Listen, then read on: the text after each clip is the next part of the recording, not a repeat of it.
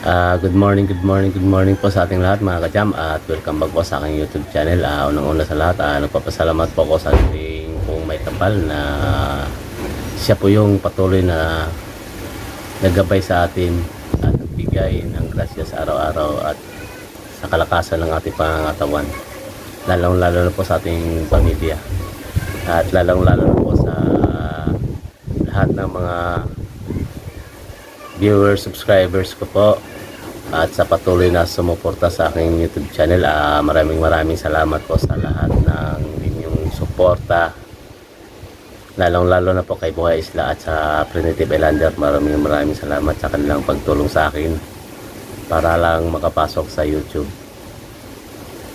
Yun nga po, kung nagtataka po kayo at bihira na lang po ako makapag-upload ng video sa YouTube sa kadahilanan po ng nagpo-focus po ako sa hanap buhay para makapag-ipon ng pera para mabili ko po yung bangka na ibibinta po sa akin ng aking pinsan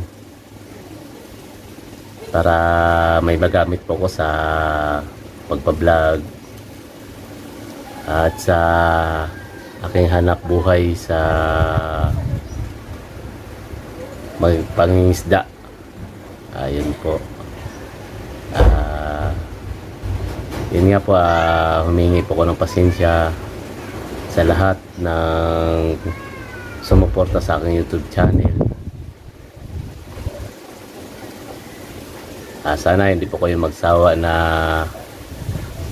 suportahan at patuloy na panoorin yung mga vlog ko po kahit na hindi masyadong kagandahan yung mga content ko. Patuloy lang po. Yun nga po, balik po tayo sa yung sinabi ko na bibilin ko po yung bangka ng pinsan ko. Nag-iipon po ko ng pera para gusto ko talagang bilhin yung bangka na yun para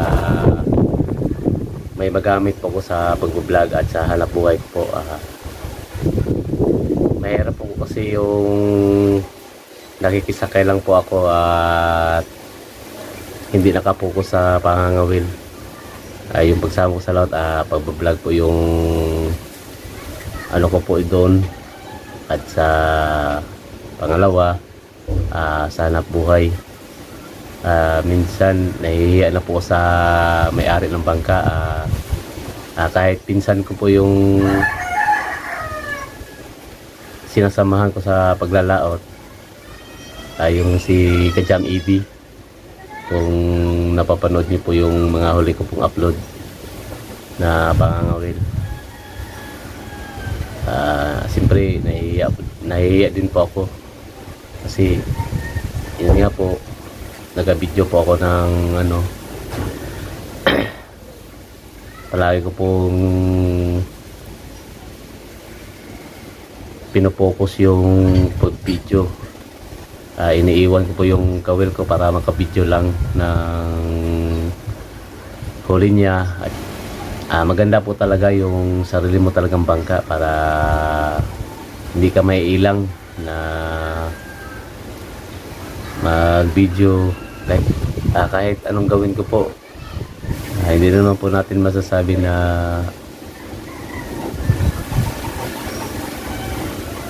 okay po sila palagi yung may-ari ng bangka. Lalong-lalo na po yung minsan 3 araw na wala pa kaming huli, 2 araw. Siyempre kahit sino naman po na ng may-ari ng bangka, lalo-lalo po na malaki po yung puhunan na ginagastos para lang makapaglaot ng yung tinatawag sa amin na larga biyahe.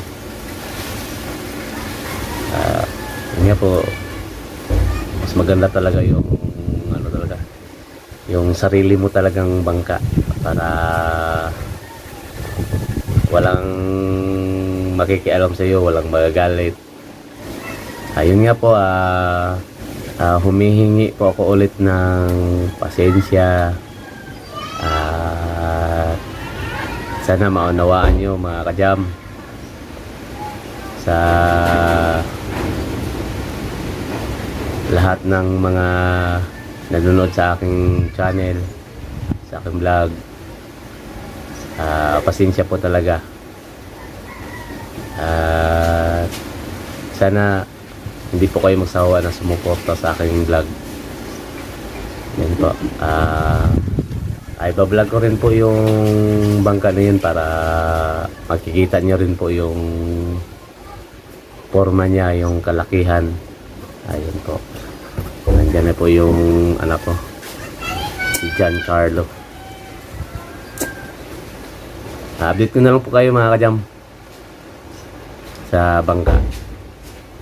Sana makapag-ipon po ko ng pera para mabili ko po yun. Hindi po mapunta sa iba. Ayun po. Okay.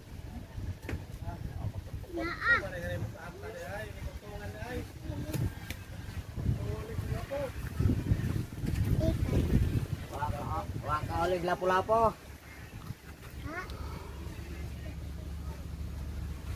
Lapo-lapo, waka balik. Hindi lagi ito ka, balik lang yung ano ito. Hindi. Pogi. Wow.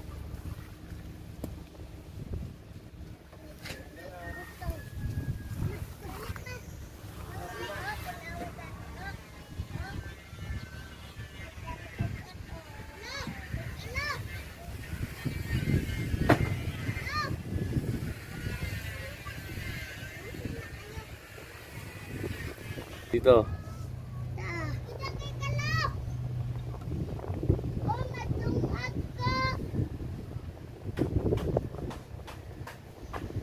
Ayan po mga kajam, kayo na pong bahalang maghusga sa bangka na ipinakita ko. Kayo na pong bahala na magdesisyon kung matibay pa siya o mahina na. Para sa akin, kung mag-comment man kayo na itatanong nyo sa akin na matibay pa siya, para sa akin pwede pa yun.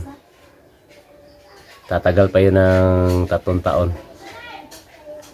Yan, saktong-sakto rin po na makabuo ako ng panibagong bangka.